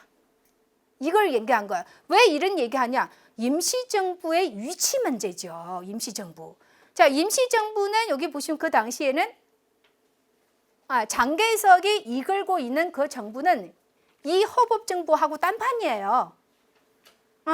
그 당시에 장개석의 국민정부는 이미 정식적으로 국제적으로 승인받은 정부예요. 근데 임시정부는 그 자리잖아요. 그렇죠? 위치가 완전히 달라졌잖아요. 그러니까 상황이 달라졌어요. 근데 김구 선생님이 이것을 계속 고집하고 있었지. 그래서 말이 안 통하는 거지. 서로 여기부터 소통 안 되는 거예요. 자, 중국 측 여기 보시면은 군사위원회에 이 간섭을 안 받으려고 하지만은 독립의식이 있죠. 자주권. 그거는 이해하겠는데 문제는 중국 땅에서 활동해야 되니까 이거 있어야 된다는 거예요. 연락 참모 정치 지도원을 그죠? 파견해서 이런 기구를 설치해야 된다는 것을 강력하게 주장해요. 이거 쉽게 생각하시면 바로 뭐냐? 조선의용대 있죠. 조선의용대하고 군사위원회는 딱 그런 관계였어요. 조선의용대는 완전히 중국 군사위원회에 예속돼 있어요. 그래서 이렇게 선례가 있는데 이런 관계를 거부하면은 우리는 처리할 수가 없다는 거예요. 그리고 나서는 여기 임정 승인 문제를 이렇게 제기를 했잖아요. 그 당시 중국 측의 의견은 이거예요. 이거는 법률적인 문제예요. 구체적으로 얘기하면은 국제법에 관련되어 있는 문제이기 때문에 제가 말씀드릴 수가 없어요. 자, 전문가를 모시고 연구를 해야 돼. 자, 이거 연구하기 시작하면은 세월이 어떻게 가겠어요. 그렇죠? 그러니까 당장 이 문제를 하지 않겠다는 거죠. 결국은 이 내용을 통해서 예측할 수가 있어요. 이 임시정부의 정시 승리 문제는 점점 어려워지겠다는 거죠. 알 수가 있어요. 자, 그 다음 이 좌담회 끝나고 나서 바로 문제의 계획 대강을 제출했습니다. 이제야 제출한 거예요. 그러니까 이 계획 대강을 제출했는데 이 계획 대강은 굉장히 중요합니다. 이 15항으로 되어 있는데 이것이 바로 임시정부 측에서 생각하던 한국광복군의 모습이에요. 자, 내용은 농축해서 바로 4가지로 볼 수가 있는데 바로 보시면은 한국광복군은 총사령부에 예속시키는 거지 어떻게 중국 군사위원회 예속시킬 수가 있냐. 강력하게 주장한 거예요. 자, 그 다음에는 여기 보시면은 자, 한국광복군은 중국 군대에 예속되어 있는 지원군이 아니라 중국 군대하고 똑같은 지위에 있는 연합군 위치를 가져야 된다. 내용 들어가 있어요.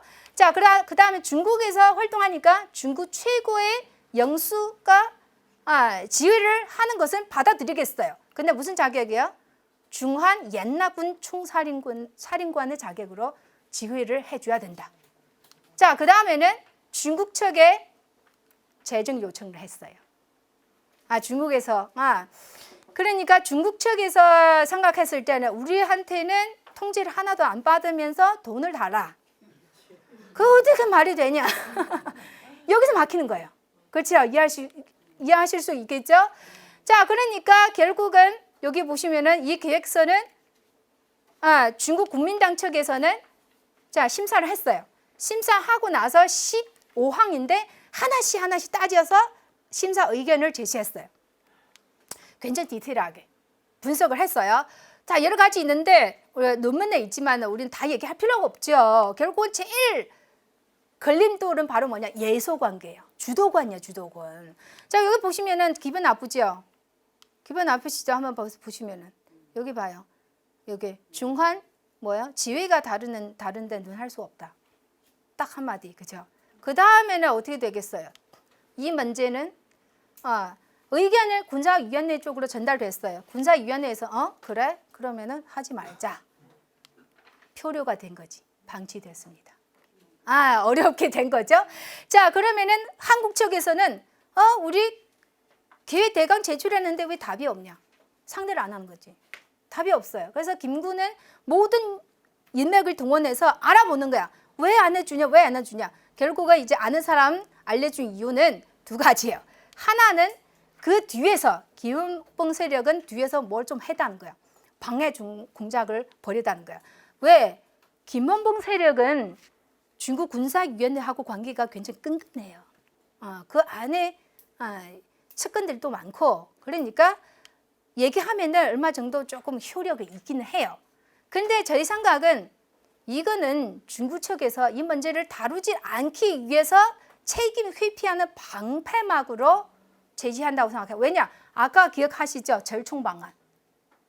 통일 문제 이미 그렇게 결정하기로 했잖아요. 이제 들고 와서 이게 핑계를 삼는 거잖아요. 그죠? 그러니까 원인도 2가지 있는데 이거는 제가 보기에는 중요한 거 아니에요.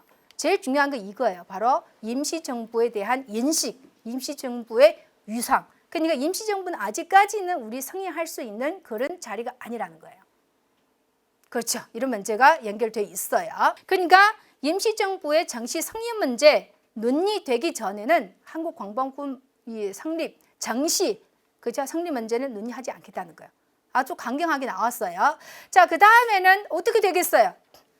김구 임시정부 측에서는 그래? 알겠어요. 그럼 어떻게 해요? 우리 힘으로 해야죠.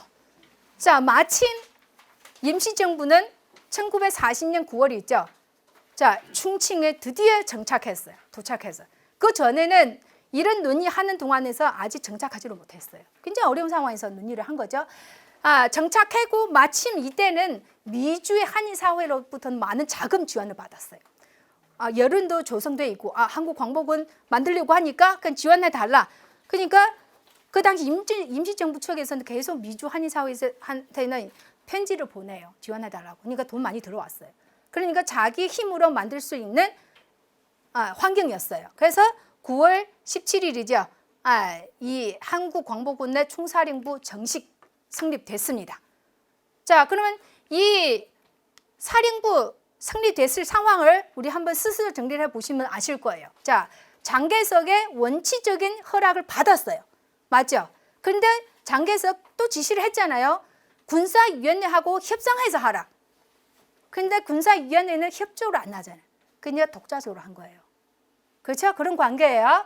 자, 그런데 이 두 측에서 교섭하고 갈등이 있는 거 외부는 몰라요. 모든 문서 다 비밀스럽게 주고받고 그랬거든요. 그러니 외부에서는 김구가 이제 이 총사령부를 설치한다고 그리고 미리 여론 조성을 했어요. 기자들도 초청하고 중국의 유명 인사들도 초청을 했어요. 이 김구 선생님 머리가 굉장히 좋다고 생각해요. 자, 뭐냐, 이런 분위기를 만들어서 중국 정부를 압박하는 거예요. 전략이에요. 압박하는 거예요. 이 과정에서 사실은 김구 선생님은 계속 중국 측에 찾아가지고 이렇게 지원 안 할 줄랑 우리 임시정부 딴 데로 옮기겠다. 이렇게 협박하기도 했어요. 협박하기도 했어요. 그냥 얼마 정도 효력이 있습니다. 그래서 이렇게 해서는 이제 열리게 됐어요. 여기 보시면은 중국하고의 관계를 위주로 우리 조금 보시면 될 거예요. 자, 여기 보시면은 자, 이분은 바로 누구냐? 이게 유치라는 사람이요. 축사를 하고 있어요. 그럼 당시 중국 측의 대표 중에서 지위가 제일 높은 사람이요. 뭐 하는 사람이냐? 종칭시를 지키는 위술 부대 있죠. 그 부대의 총사령이었어요. 자, 초대를 했습니다. 자, 그 다음에는 국민당의 중칭의 지부 대표, 그리고 이게 민간단체 대표 초대를 해서 그리고 연설을 했습니다. 자, 여기 뒤에 보시면은 송미령은 아시죠? 장개석 부인이죠. 그 부인은 이 단체 명의로 지원을 해줬습니다. 모습이 더 우호적이지 않아요? 내박은 모르니까 사람들 내 마음을 몰라요. 그다음 군사적인 비밀이잖아, 기밀. 밖에 사람들 몰라요. 어쨌든 기자를 많이 오죠. 자, 그러면 성립했다는 이 소식을 아주 대대적으로 선전을 해줘요. 그러면은 이 정신적인 지지를 많이 받았죠. 그렇죠? 자, 이런 상황에서는 중국 정부 측에서는 압박을 느꼈어요. 그리고 나서는 여기 보시면은 조금 더 적극적으로 임시정부를 좀 더 생각하는 거지. 임시정부의 위상, 그다음 임시정부 승인을 할까 말까 언제 할까 고민을 하고 그리고 조직을 꾸려가지고 연구하라는 거예요. 이제 또 시작을 하기도 한 거죠. 여기 명부 하나 있는데 그 전례식에서 이렇게 많은 중국 사람들이 왔다고 하는데 글쎄 이게 신빙성 별로 없다고 생각해요. 이거는 좀 깊이 연구를 해야 된다고 생각해요. 아직 이거 연구한 사람 없는데 딱 그려놓고 뭐가 있어 보이잖아요. 근데 글 자체를 보면은 비슷한 거 많죠. 저 멀리 사는 사람, 심지어 중국 없는 사람도 여기 이름 있으면 말이 안 되죠. 어쨌든 이게 좀 깊이 연구해야 될 문제고. 자, 성립됐습니다. 성립되고 나서는 총사령부는 충칭에서 성립된 거 맞아요. 그 다음 바로 시안으로 갔어요. 왜 시안으로 가는지 아시겠죠? 이거 서안이죠. 서안은 중국 발음 시안이죠. 시안으로 갔어요. 왜? 그 한국 사람들 많잖아요. 가서 군대를 편성했으니까 세계 지대를 편성했어요. 지대, 명칭만이지 대원이 없습니다. 이제야 모집해야 된다는 거예요. 그렇죠? 그렇죠. 그 60명 바로 총사령부를 꾸렸어요. 그거 몇 명 되지 않는 사람들. 그리고는 이제 세계 지대를 편성했는데 편제만 준재하던 거예요. 대원이 없습니다. 그래서 시안으로 옮겨서 사람을 이제 모집하는 거지. 그리고 이제 충원을 하는 거죠. 자, 그럼 충원한 과정에서 제일 큰 성과는 이거예요. 바로 1941년 이제 신해 그쯤에 이 단체가 여기 편입됐어요. 이 단체 너무 유명하죠. 한국 청년 전지 공작대. 이 공작대의 대원들은 대부분 아나키스트들. 근데 김구 선생이 지원을 받고 있어요. 왜? 김구 선생님 아들도 이 단체에 있습니다. 어쨌든 이 단체는 세력 점점 커지면서 이 단체 세력 조금 있어요. 그리고는 이제 광복군의 제5지대로 편입된 거죠. 이거 하나 성과요. 그런데 여기까지만 잘 나갔어요. 뒤에 난관 봉착됐어요. 바로 뭐냐? 군사위원회 측에서 협조가 안 하잖아요. 그렇죠? 그러니까 우리 허락 없이 활동하고 있으니까 비밀리에 지령을 내렸어요. 활동하지 못하도록 단속하라는 거예요. 자, 순발 묶였죠. 그렇죠? 그럼 어떻게 해요? 또 교섭해야지. 정식 허가 받으려고 엄청 많이 노력하는데 김구 선생 양보했어요. 뭐냐? 중국 측의 간섭을 얼마 정도 받겠다는 거예요. 자, 뭐 여기 보시면은 군사위원회에 예속하는 거는 좀 너무해. 그러면은 우리는 중국 측에서 파견되는 군사 인원이나 아니면 참모 인원을 받아주겠다는 거예요. 우리 군대에 들어오라는 거지. 자, 그 정도 양보를 했어요. 그러니까 이 양보 기초 위에서 중국 국민당은 또 움직이는 거죠. 중국 국민당 무슨 역할을 하냐? 여기 임시정부 있는가 하면은 이게 실무처는 바로 군사위원회잖아요. 중간에 국민당은 다리 역할을 해요. 이쪽에 얘기 듣고 여기 전달해주고 그 다음 재촉을 해주고 이래 된 거죠. 자, 그러면은 중국 국민당 또 움직이게 되는 건데 문제는 중국 군사위원회는 별 마음이 없다는 거지. 그래서 이게 중국 국민당하고 군사위원회 측에 이 둘이는 다 정부 부서잖아요. 그 둘이 깨지면 안 되니까 그러면은 문서 오면 받아줘요. 그 다음 재촉하면은 이렇게 하고 있다 이렇게 또 답신을 해. 근데 적극적으로 움직이질 않아요. 먼저 여기 보시면은 책임자도 변동이 생겼어요. 원래 책임자는 한국 독립운동하고 얼마 정도 관련이 있는 사람들인데 여기 보시면은 상진이라는 사람이나 후성이라는 사람 한국 독립운동가하고 거의 교류가 없어요. 그리고 한국 독립운동에 대해서는 아는 거 별로 없고요. 그럼 무슨 뜻이냐? 군사위원회에서는 한국 광복군 설립 문제를 별로 그렇죠. 추진하고 싶은 마음은 없다는 거지. 자, 그게다가 상진이라는 사람 부임하고 나서 바로 장기 출장 갔어요. 장기 출장 가고 그 다음에 뒤에 이 사람이죠. 후성이죠. 아주 강경한 사람이요. 알지 못하면서도 굉장히 강력한 듣기 싫은 발언을 많이 해요. 이 사람이요. 굉장히 밉상 사람인데 자, 어쨌든 계속 재촉해서 그 다음에 3월 8일에 자, 요게 군사위원회의 책임 부서 바로 반공처죠. 반공청. 반공청에서는 연석 회의를 하나 열었는데 자, 원칙적으로 광복군 측에서 한국 임시정부 측에서 제시한 있는 파견 그죠? 그 의견도 받아주고 그러면은 자, 점점 한국 광복군의 총사령부 성립을 허락하겠다는 방향으로 흘러갔어요. 이것도 하나의 발전이죠. 발전이요. 자, 그러면 이 상황에서는 한국 측에서는 구체적인 편성, 편제, 방안 이런 게 있죠. 예산표 다 제출을 했어요. 제출을 했는데 또 답이 없어. 그 다음 또 여기 보시면 그게 2달죠. 또 지연해서 승낙받은 거예요. 생각해 보세요. 그 당시에 임시정부한테는 1분 1초가 급해. 2차 세계대전의 정세를 보면은 일본의 패망 눈에 보이는데 우리 빨리 군대를 양성해서 연납군으로 참전을 해서 귀국할 때 무슨 그렇지 명분 만들어야 되잖아요. 근데 중국 측에서는 수두를 주지를 않아. 그냥 점점 이게 갈등 표출하게 되는 거지. 이해하실 수가 있겠죠. 그렇죠? 답답합니다. 문서로 보면은. 그 여러 가지 굉장히 복합적인 거. 하나는 중국 입장에서 보시면은 그 당시 일본하고 싸우고 있잖아요. 일본은 수시로 존경 위해서 공습을 해. 공습하면은 부처들 또 피난 가야 되잖아요. 그러나 중국 부처끼리 연락하기도 굉장히 쉽지 않았어요. 그런 어려운 상황이었어요. 예, 그런 측면도 있고 그다음에 아까 얘기한 태도 문제. 왜냐? 군사위원회 측에서는 계속 조선 의용대가 있는데 한국 광복군은 왜 하냐는 거예요. 조선 의용대는 좌파 세력 아니라는 거예요. 근데 뒤에 달라졌잖아요. 여기 계속 한번 들어보시면 이해할 거예요. 자, 여기 보시면은 자, 김구는 또 나서서 자, 중국 측하고 계속 이제 협상을 하잖아요. 중국 측에서는 아까 그 사람이죠. 후성이라는 사람이죠. 그 후성이라는 사람은 처음에 부임했을 때는 흐흐흐하 굉장히 협조적이에요. 모르니까. 몰라서 김구하고 여러 차례 만났는데 처음에는 화기애애했어요. 그래 그럼 해줄게 이렇게 하다가 그 다음에는 어느 날 갑자기 돌변했어요. 안 된다는 거예요. 그냥 입장을 딱 반복된 거예요. 그러니까 문서로 보면은 굉장히 화가 나는 경우가 굉장히 많았어요. 그러니까 여기 보시면은 그럼 김구 선생님은 자, 딴 거 다 떠나서 한국 광복군 정시 허가를 받는 게 중요하다는 거예요. 그러니까 양보하고 또 양보하고 그래 딴 거 다 중요하지 않다. 단지 명분상의 임정 예속을 좀 해주라. 명분상이야. 우리는 실제 뭐 하겠다는 거 아니라 명분상으로 좀 인정해 주면 너무 만족하겠다는 거예요. 진짜 마지막까지 양보를 했죠. 자, 후성은 그것도 안 받아줘요. 귀 막아요. 안 들어요. 심지어 협상하다가 여기 보시면 무슨 말이에요? 한인 청년들 지원병으로 중국 군대 가라. 무슨 자기 군대 만드냐. 한국 광복군 만들지 말라는 거예요.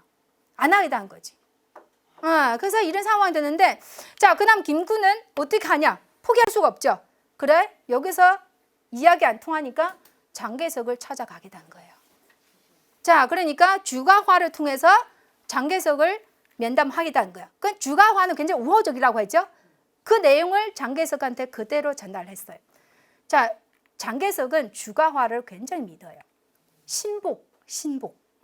그러니까 이제 이렇게 저렇게 얘기를 했어요. 그 당시 주가화는 이렇게 얘기하죠. 자, 우선 손문 선생님 요지도 있으니까 그거 무시하면 안 되고 지원하겠다고 했잖아요.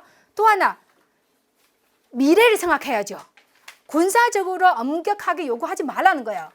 한국 국민당하고 중국 국민당, 그죠? 그 당시에는 한독당 되죠. 특별한 관계를 생각하라는 거예요. 그거 뭐냐? 해방 이후에 대한 정책을 고려하라는 거예요. 이렇게 설득해요. 그러니까 이제 여기 장개석 하는 말을 봐요. 자, 비준을 하겠다는 거죠. 하지만 일정한 제한을 해야 돼. 여기 보시면 약간 좀 모호한 표현이죠. 그런 장개석도 아직 마음을 못 잡았어요. 왜? 믿음이 부족해요. 믿음. 자, 한국 광복은 이에 대한 믿음. 그리고 이 조선 어용대 도대체 어느 편이나 그거에 대한 확신도 없어요. 자, 근데 문제는 이 사건 터졌어요. 조선 어용대의 북상 바로 1941년에 언제냐면은 1941년 여름쯤에 조선 어용대의 부대는 대부분 다 북상했어요. 황하를 건너가지고 야난으로 들어간 거죠. 이제 장개석은 정신 차렸어요. 안 되겠다. 저쪽은 안 되겠다. 그럼 광복군을 잡아야겠다. 김구 세력을 키워야겠다는 것 확실하게 정책을 정했어요. 아시겠죠? 결국은 여기 보시면은 자, 광복군 조선 어용대는 다 여기 예속시켜서 자, 조선 어용대 북쪽으로 가는데 왜 여기서 또 나와요? 주력 부대 가지 김원봉은 안 갔어요. 김원봉은 본부를 이끌고 계속 중층에 있어요. 그러니까 나중에 한국 광복군에 들어갔잖아요. 김원봉이. 그래서 이렇게 해서 장개석은 아주 명확한 지시를 했어요. 이제 봐요. 군사위원회, 국민당, 심지어 외교부하고 같이 적극적으로 논의를 해요. 외교부 왜 꼈어요? 임시정부 승인 문제에 관련이 있기 때문에. 자, 본격적으로 논의를 했어요. 자, 논의한 결과 아주 발전적이야. 전망 좋아요. 봐. 머지않았고 임시정부 승인하겠다는 의견 나왔는데 아시다시피 끝까지 승인 안 했어요. 그때까지는 승인하겠다고 하는데 나중에 장개석은 미국하고 소련의 눈치 보면서 끝까지 승인을 안 했어요. 그런 문제가 있었죠. 자, 결국은 이 제안을 받게 된 거죠. 바로 국외 준성이라고 줄여서 얘기하고 있잖아요. 구성이라고 9개죠. 그 중에서 제일 핵심이 이거예요. 제2항이죠. 바로 주거 문제예요. 주거 문제 보면 명확하게 중국 군사위원회에 예속돼 있어요. 단지 마지막 명분적인 관계를 보류를 하겠다. 김구의 마지막 요구를 만족시킨 거지. 그렇죠?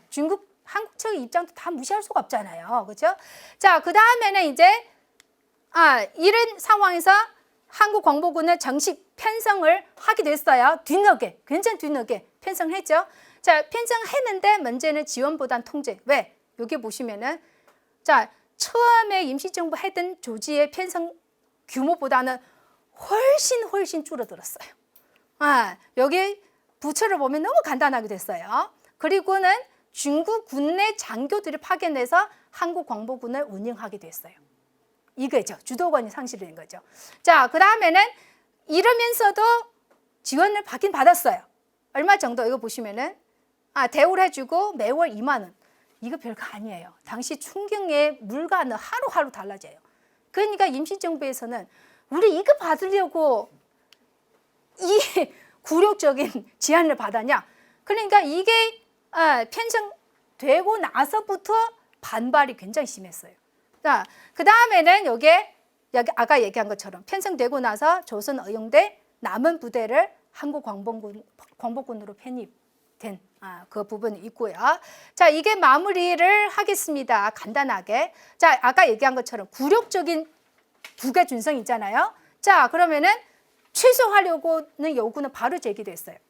자, 제기를 됐는데 정식적으로 제기된 거는 1922년 10월이에요. 34차의 임시의정원 회의에서. 왜 하필 이때쯤 제기되냐? 배경이 있어요. 이 임시의정원 회의는 처음으로 좌파들이 참여한 회의였어요. 그 좌파 누구요? 김원봉.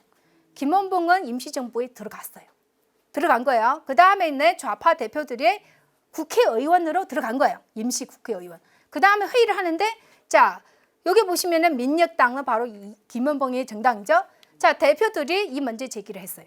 왜 그런 굴욕적인 국회 준성을 받았냐? 왜 국회 허락도 거치지 않아? 그 비상 상태에서 국무회의에서만 결정한 거예요. 중국에서 제기한 국회 준성이죠. 받아들였어요. 국회는 그 당시 열지를 않았어요. 그래서 이 문제 제기를 해서 그 다음에는 여기 보시면은 정시적인 제안서를 제출해서 수정하라는 거예요. 자, 이 제안서를 받아서 임시정부, 행정부잖아요. 행정부에서도 그래, 우리는 좀 수정 요구를 해야겠다. 그래서 정식적으로 작업을 시작했는데, 자, 그럼 국외 준성을 폐기하게 되면은, 만약에 폐기하든지 아니 수정하게 되면은 대안 필요하잖아요. 그 대안을 바로 이거였어요. 군사 협정 초안. 협정라는 자체 중국 사람들 싫어해요. 협정은 동등 관계잖아요. 그거 인정 안 해주는 거예요. 자, 일단 외교부를 통해서 이거 제출했는데, 외교부는 여기 보시면은 임시정부 상명을 못 받았으니까 우리는 상대 못해. 거부를 했어요. 자, 여기다 안 되는 거죠. 자, 그 다음 포기하지 않았어요. 왜? 1942년 내 11월 카이로 회담이 있었죠. 아시다시피 카이로 선언에서는 정식적으로 전후 한국 독립 자유 보장했다고 선포를 했잖아요. 자, 그러면은 다시도 힘을 얻어가지고 한 번 더 해보자. 그 다음에는 35차 임시의정원 회의에서는 또 아주 치열하게 토론했어요. 토론 과정에서 두 파가 형성되는데, 하나는 민혁당 중심으로 강경론요. 자, 중국 측하고 협상하지도 말고 그냥 일방적으로 폐기하자. 통제를 안 받겠다. 자, 여기 한독당은 온건파죠. 그래, 듣기 좋다. 폐기하면은 당장 우리 활동도 못해. 돈도 없잖아요. 순발 다 묶였지. 또 활동하지 못하게도 비밀리에 지령도 내리겠죠. 그러니까 서로 타협을 하다가 결국은 자, 온건파의 의견을 받아들여서 가자. 그러면은 활동하면서 취소, 그리고 수정 요구를 하자는 거예요. 자, 이게 방안을 이제 또 제시를 하는데, 자, 이 방안을 가지고 중국하고 교섭하는데, 중국은 1944년 중반부터 저것저것으로 검토하기 시작해요. 왜냐? 전후 문제를 생각해서 더 이상 끌면 안 된다. 그리고 한국 측에서 반발이 너무 심해요. 그럼 그동안 지원한 거는 다 수표가 되는 거지. 너무 반발이 심하면은 그는 해방 이후에 중한 관계에 영향이 있다는 거지. 그러니까 더 이상 끌지 말고. 근데 후성은 계속 딴 말 해. 협상 과정에서 심지어 임시정부는 허물뿐인 명분 관계를 왜 그렇게 고집하냐. 대놓고 지적해요. 불만을 토로하죠. 하지만 위층에서는 움직였어요. 자, 이게 바로 군사위원회의 리더죠. 하응흠이라는 사람 보고서를 하나 작성했는데 장개석한테 제출해가지고 이렇게 했으면 좋겠다는 거 뭐야? 자, 최소 받아들이자. 그러면 광복군을 임정에 예속시키고 그 다음에는 국외 준성 좀 취소하다. 자, 취소하자는 거야. 근데 문제를 여기 보시면은 이것도 중국 측의 일방적인 통보였어요. 자, 취소하자는데 대안이 없어. 취소하면서 결국은 지원 중단. 이렇게 된 거죠. 자, 그 다음에는 이게 마지막 부분이 되는데, 자, 그러면은 새로운 협정을 맺어야 되잖아요. 한국 측에서는 꾸준히 이런 명칭을 써요. 여기 보시면 광복군의 화문 초월하는 거죠. 화문, 동등 지위에서 서로 주고받는 거지. 그럼 중국은 또 안 돼. 여기 보시면은. 자, 한국 측에서 이거예요. 자, 이 중국에서 활동하니까 중국 항전에 참가를 해. 일조하겠다는 거죠. 지회도 받는데, 자, 돈 때문에 그렇잖아요. 돈 때문에 통제를 계속 받는 거잖아. 자, 동네 공짜 아니라 우리 차관으로 빌려주라는 거지. 우리는 해방 이후에 갚겠다 하는 거예요. 갚겠다 하는 거죠. 차관 방식으로. 자, 중국은 또 거부. 원칙적으로 똑같은 이유야. 임시정부 승인 아직 못하니까 안 돼.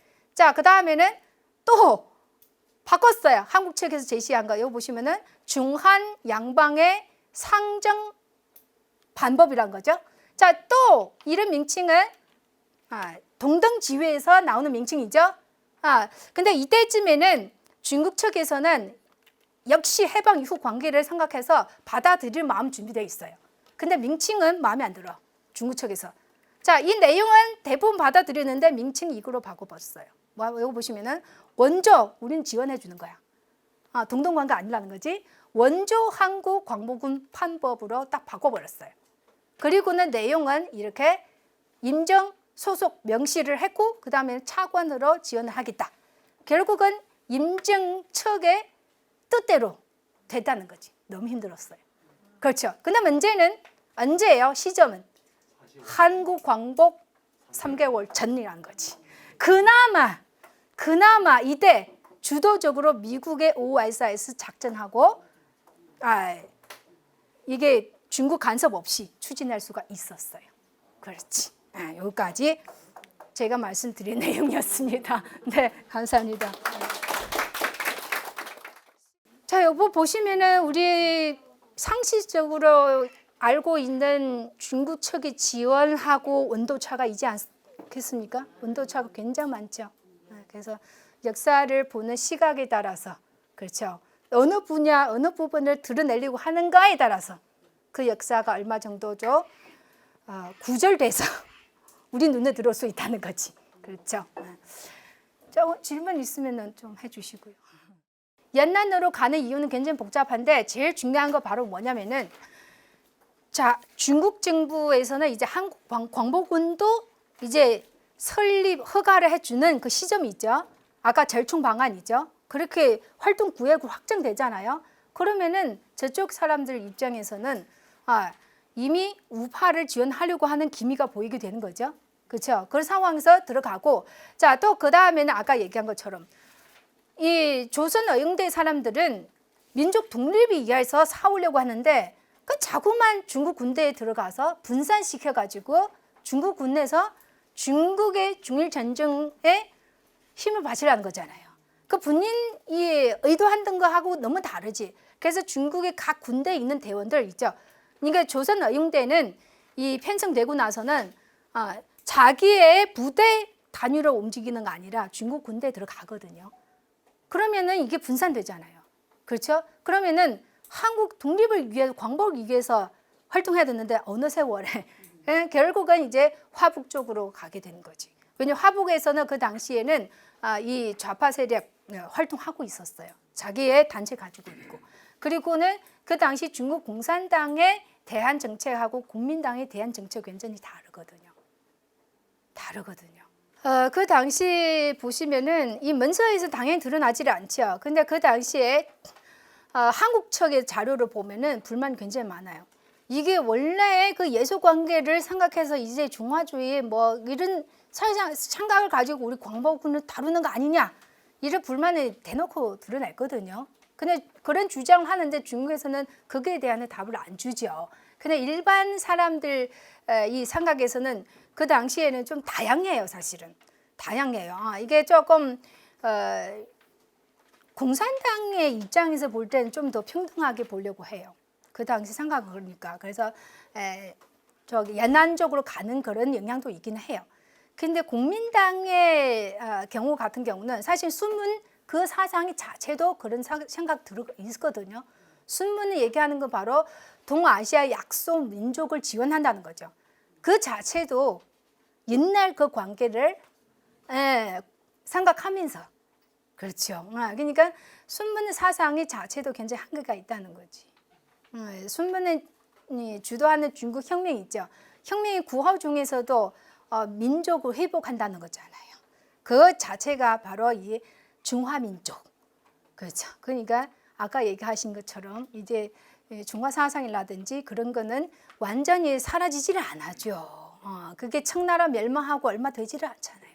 근데 지식인의 글 봐도 일단 중국하고 한국 관계는 이 중소 관계부터 이렇게 보고 있는 건 사실이에요, 사실은. 네.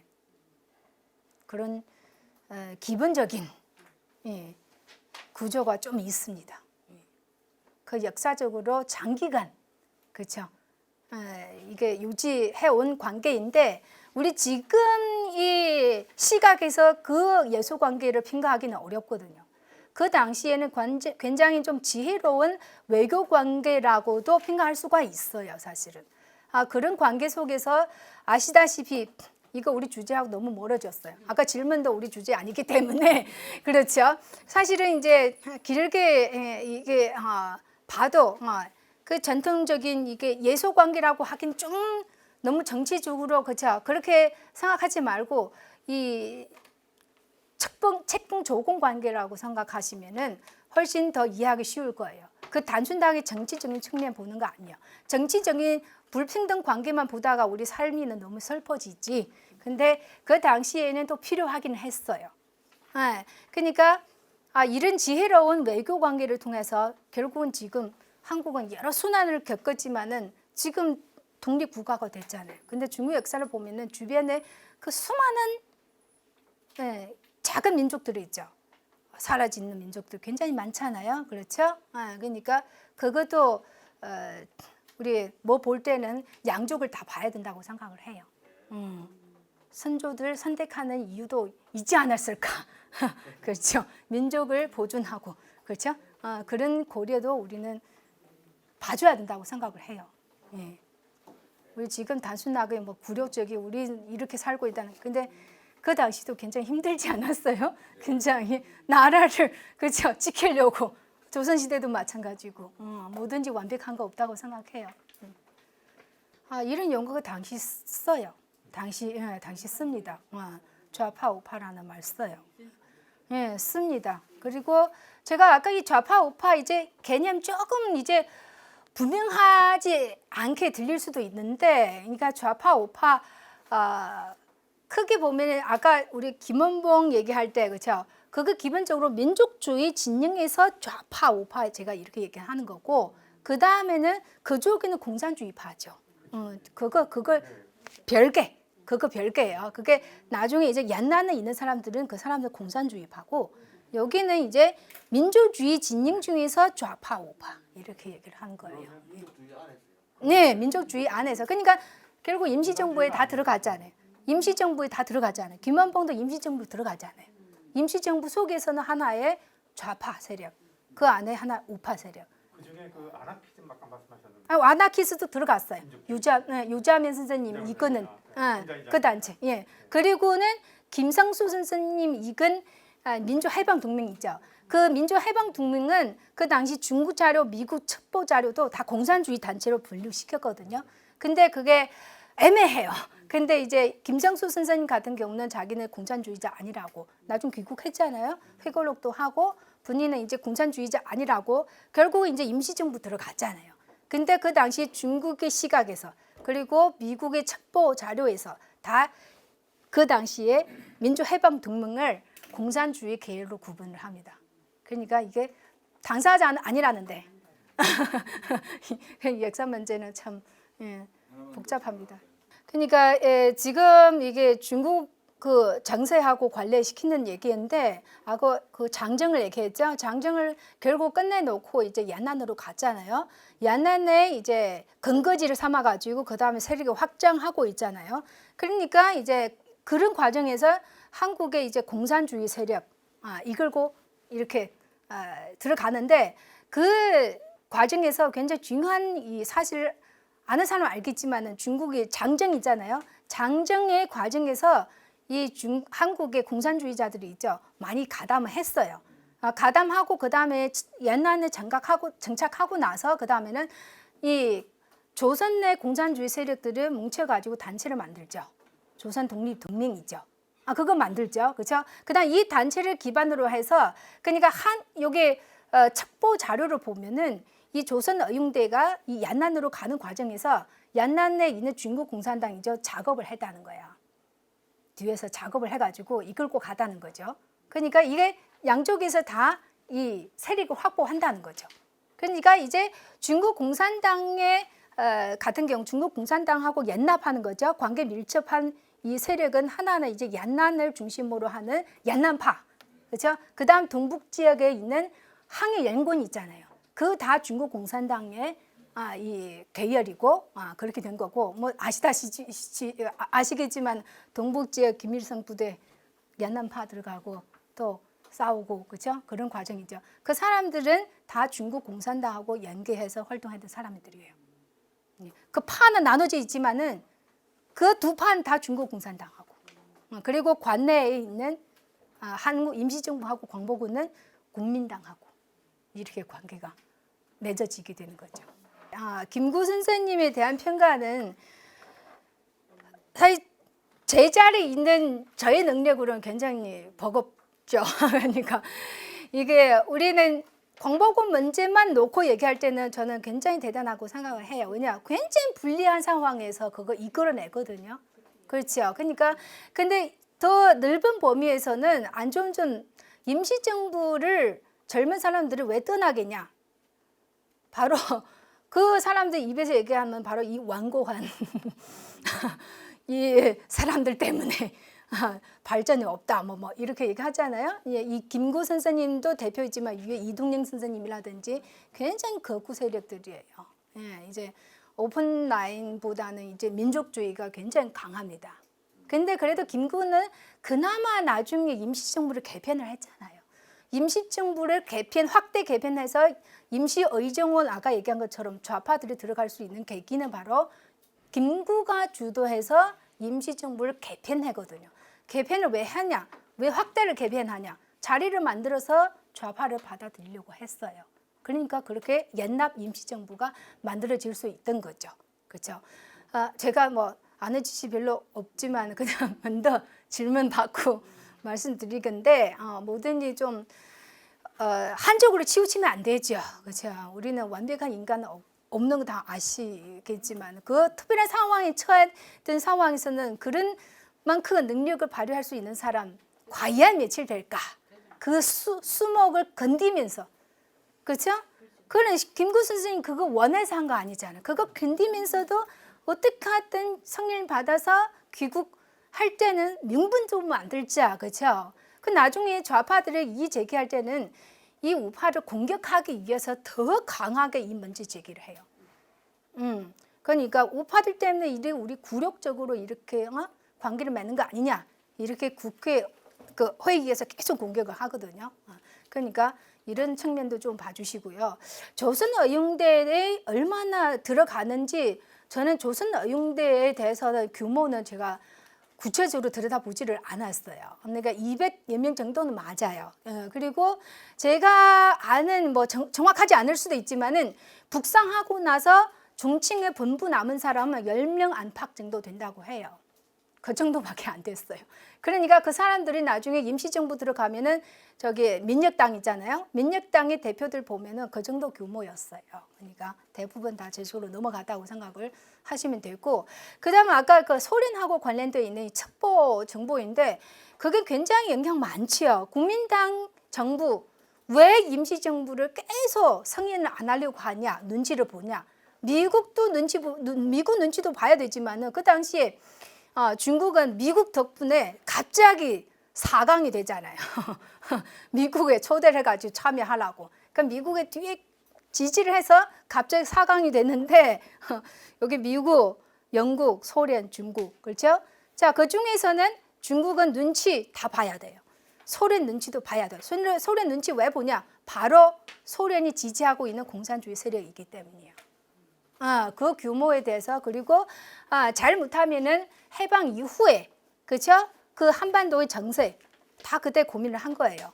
어느 쪽이 더 세력 강하고 누가 지지하고 그 영향은 다 미쳤어요. 그런 그 해방 직전에는 국민당에서도 팀을 꾸려가지고 아주 디테일하게 조사를 하고 해방 이후 대한 정책을 연구하라는 거예요. 그런 것도 굉장히 좀 했습니다.